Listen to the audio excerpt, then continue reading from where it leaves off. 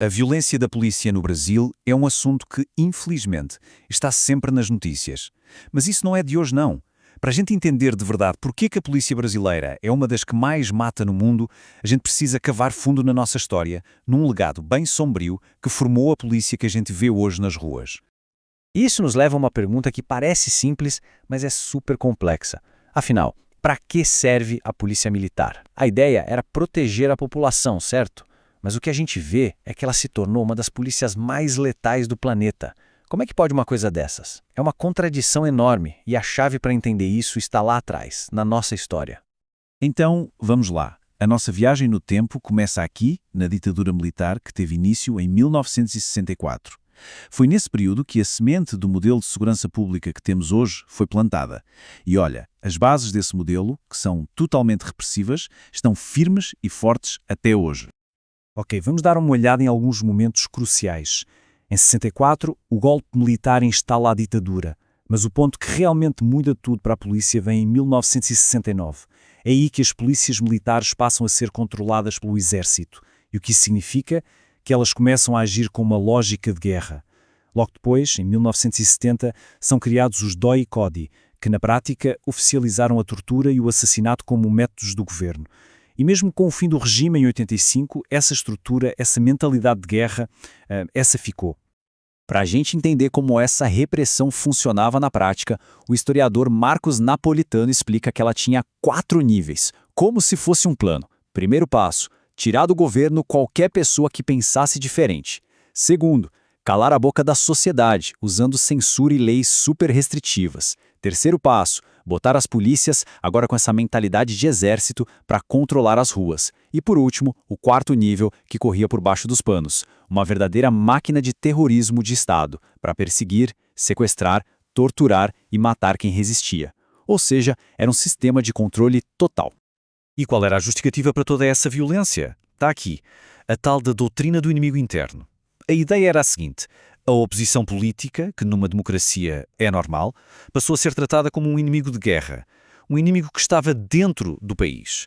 Então estudantes, artistas, jornalistas, sindicalistas, qualquer um que discordasse do regime podia ser taxado de inimigo. E inimigo, nessa lógica, a gente não debate, a gente elimina.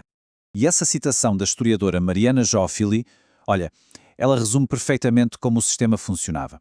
O que ela está dizendo é que a ditadura tinha duas caras.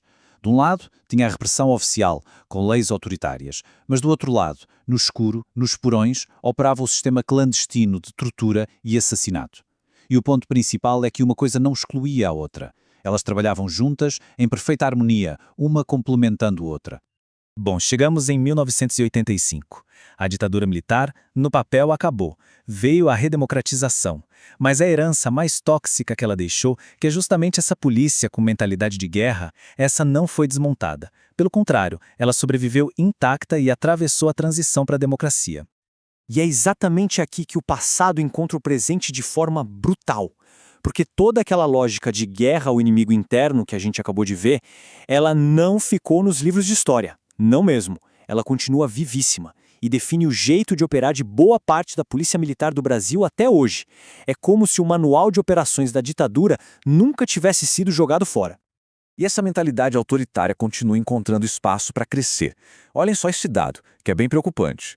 Um estudo de 2021 mostrou que mais da metade, 51% dos policiais militares, interagiam com grupos bolsonaristas na internet. E pior, 30% deles estavam em grupos radicais. Isso mostra que a simpatia pelo autoritarismo não é só uma coisa do passado, uma herança, é uma realidade aqui e agora. Ok, até agora a gente falou da história, mas para ver as consequências no mundo real desse legado, vamos dar um zoom num caso específico, o estado do Amapá. E o que os números mostram sobre a polícia de lá é sinceramente assustador. Dá uma olhada nesse gráfico. É chocante. Em 2021, a taxa de mortes causadas pela polícia no Amapá foi de 17,1 por 100 mil pessoas. Sabe qual foi a média nacional nesse mesmo ano? 2,9. Vamos repetir? 17,1 contra 2,9. É quase 6 vezes mais. Estamos falando da média de uma polícia, a brasileira, que já é conhecida mundialmente por ser violenta. O Amapá consegue ser 6 vezes pior que essa média já altíssima.